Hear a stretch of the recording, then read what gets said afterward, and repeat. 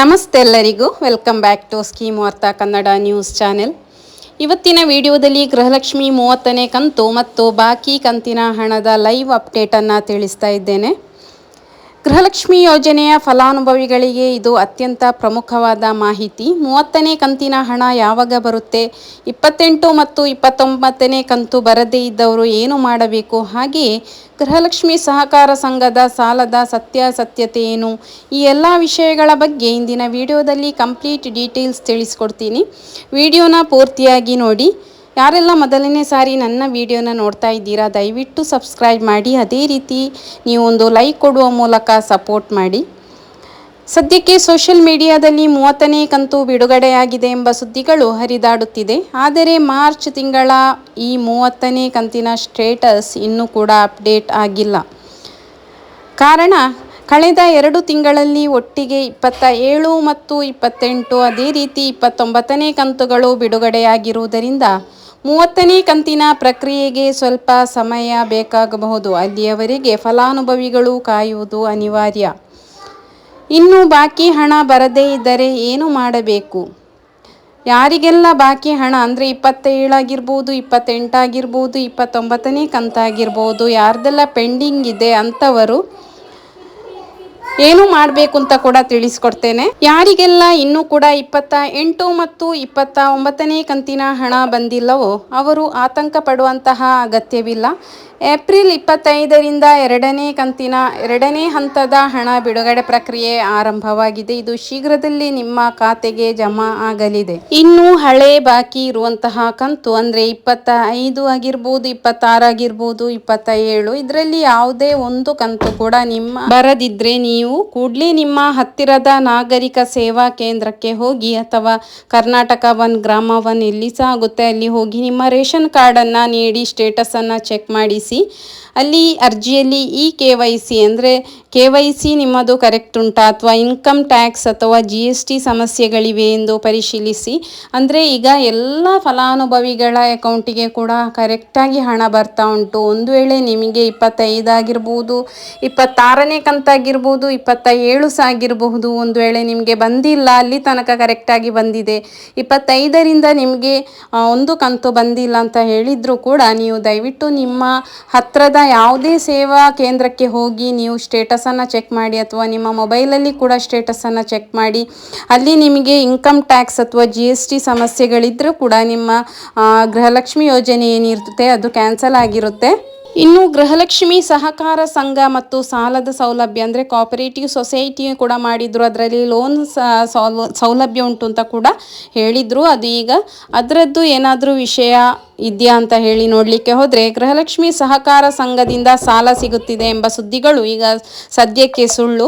ಇದು ಸಚಿವೆ ಲಕ್ಷ್ಮೀ ಹೆಬ್ಬಾಳ್ಕರ್ ಅವರು ಈ ಬಗ್ಗೆ ಈವರೆಗೆ ಯಾವುದೇ ಅಧಿಕೃತ ಚಾಲನೆಯನ್ನು ನೀಡಿಲ್ಲ ಮತ್ತು ಅರ್ಜಿ ಸಲ್ಲಿಸಲು ಯಾವುದೇ ದಿನಾಂಕ ಕೂಡ ನಿಗದಿಪಡಿಸಿಲ್ಲ. ಅವರು ಕೂಡ ಅದನ್ನು ಆಲ್ರೆಡಿ ಹೇಳಿದರು, ಅದು ಅಷ್ಟು ಬೇಗ ಈಸಿಯಾಗಿ ನಮಗೆ ಮಾಡಲಿಕ್ಕೆ ಆಗೋದಿಲ್ಲ. ಎಲ್ಲ ಗ್ರಾಮ ಅಥವಾ ತಾಲೂಕುಗಳಲ್ಲಿ ಅದರ ಬ್ಯಾಂಕನ್ನು ಮಾಡಬೇಕು, ಅದಕ್ಕೆ ಬೇಕಾದಂತಹ ಎಲ್ಲ ವ್ಯವಸ್ಥಿತವಾಗಿ ವ್ಯವಸ್ಥೆಯನ್ನು ಮಾಡಬೇಕಾಗುತ್ತೆ, ಅದಕ್ಕೆ ಸ್ವಲ್ಪ ಟೈಮ್ ಕೂಡ ತಗೊಳ್ಳುತ್ತೆ ಅಂತ ಕೂಡ ಹೇಳಿದರು. ಇನ್ನು ಇಂತಹ ಫೇಕ್ ನ್ಯೂಸ್ಗಳಿಗೆ ಯಾರು ಕೂಡ ಕಿವಿಗೊಡಬೇಡಿ. ಅಧಿಕೃತ ಮಾಹಿತಿ ಬಂದ ತಕ್ಷಣ ನಾವೇ ನಿಮಗೆ ತಿಳಿಸ್ತೇವೆ. ಇನ್ನು ಯುವ ನಿಧಿ ಮತ್ತು ಇಂದಿರಾ ಕಿಟ್ ಬಗ್ಗೆ ಹೇಳಬೇಕು ಅಂತ ಹೇಳಿದರೆ ಫೆಬ್ರವರಿ ಮತ್ತು ಮಾರ್ಚ್ ತಿಂಗಳ ಹಣದ ಪಾವತಿ ಇನ್ನೂ ಕೂಡ ಬಾಕಿ ಇದೆ. ಹಾಗೆ ಇಂದಿರಾ ಕಿಟ್ ವಿತರಣೆ ಬಗ್ಗೆಯೂ ಸರ್ಕಾರದಿಂದ ಯಾವುದೇ ಸ್ಪಷ್ಟ ದಿನಾಂಕವನ್ನು ಕೂಡ ಇನ್ನೂ ಕೂಡ ಹೊರಬಿಟ್ಟಿಲ್ಲ. ಇದು ಇವತ್ತಿನ ಎಲ್ಲ ವಿಡಿಯೋ ಅಂದರೆ ಗೃಹಲಕ್ಷ್ಮಿ ಆಗಿರಬಹುದು, ಇಂದಿರಾ ಕಿಟ್ ಆಗಿರ್ಬೋದು, ಯುವ ನಿಧಿ ಯೋಜನೆ ಆಗಿರ್ಬೋದು ಅಥವಾ ಇನ್ನು ಸಹಕಾರ ಸಂಘ ಅದರ ಸಾಲ ಸೌಲಭ್ಯ ಎಲ್ಲದರ ಬಗ್ಗೆ ಕೂಡ ನಾನು ಈ ವಿಡಿಯೋದಲ್ಲಿ ತಿಳಿಸಿದ್ದೇನೆ. ಇನ್ನು ಹಳೆಯ ಕಂತುಗಳು ಯಾರಿಗಾದರೂ ಬರದಿದ್ದರೆ ನಿಮ್ಮ GST ಪೇಯರ್ಸ್ ಆಗಿದ್ರ ಅಥವಾ ಇನ್ಕಮ್ ಟ್ಯಾಕ್ಸ್ ಏನಾದರೂ ಕಟ್ಟಿದ್ರೆ ಅದನ್ನು ಕೂಡ ನೀವು ಚೆಕ್ ಮಾಡಿಸಿ. ಅಂಥವರಿಗೆ ಗೃಹಲಕ್ಷ್ಮಿ ಯೋಜನೆಯ 2,000 ಹಣ ಏನುಂಟು ಅದು ಬರುವುದಿಲ್ಲ, ಅದು ಕ್ಯಾನ್ಸಲ್ ಆಗಿರುತ್ತೆ. ಇನ್ನು ಸ್ಪಷ್ಟವಾದ ಮಾಹಿತಿ ಅಂತ ಹೇಳಿದರೆ 30ನೇ ಕಂತಿನ ಹಣ ಇನ್ನೂ ಕೂಡ ಬಿಡುಗಡೆ ಆಗಿಲ್ಲ. 29ನೇ ಕಂತಿನ ಹಣ ಈಗ ಒಂದು ಸ್ವಲ್ಪ ಜನರಿಗೆ ಬಂದಿತ್ತು ಮತ್ತು ಅಲ್ಲೇ ಅದು ಸ್ಟಾಪ್ ಆಗಿತ್ತು. ಅದು ಕೂಡ 25 ತಾರೀಕಿನ ನಂತರ ಪುನಃ ಬಿಡುಗಡೆ ಆರಂಭ ಆಗಿದೆ. ಇನ್ನು ಎಲ್ರಿಗೂ ಕೂಡ ಯಾರೆಲ್ಲ ಉಳಿದಿದ್ದೀರಾ ಅವರಿಗೆ ಕೂಡ 29ನೇ ಕಂತಿನ ಹಣ ಜಮಾ ಆಗುತ್ತೆ. 30ನೇ ಕಂತಿನ ಹಣ ಈಗ ಜಮಾ ಆಗಿಲ್ಲ, ಬಿಡುಗಡೆ ಆಗಿಲ್ಲ. ಅದು ಫೇಕ್ ನ್ಯೂಸ್ಗಳು. ಇನ್ನು ಅದಕ್ಕಿಂತ ನಾನು ಆಲ್ರೆಡಿ ಹೇಳಿದ ಹಾಗೆ ಹಳೆಯ ಕಂತು ಯಾರಿಗಾದರೂ ಬಂದಿಲ್ಲ ಅಂತ ಹೇಳಿದರೆ ನೀವು ನಿಮ್ಮ ಸ್ಟೇಟಸನ್ನು ಚೆಕ್ ಮಾಡಿಸಿ. ನಿಮ್ಮ ಹತ್ತಿರದಲ್ಲಿ ಯಾವುದಾದ್ರೂ ಸೇವಾ ಕೇಂದ್ರಗಳಿದ್ರಲ್ಲಿ ಹೋಗಿ, ಅಥವಾ ಕರ್ನಾಟಕ ಒನ್, ಗ್ರಾಮ ಒನ್ ಅಲ್ಲಿ ಕೂಡ ನೀವು ನಿಮ್ಮ ಸ್ಟೇಟಸನ್ನು ಚೆಕ್ ಮಾಡಿಸಿ. ನಿಮಗೆ ಗೃಹಲಕ್ಷ್ಮಿ ಹಣ ಯಾಕೆ ಬಂದಿಲ್ಲ ಅಂತ ಹೇಳಿ ರೀಸನ್ ಕೂಡ ಕೊಡ್ತಾರೆ.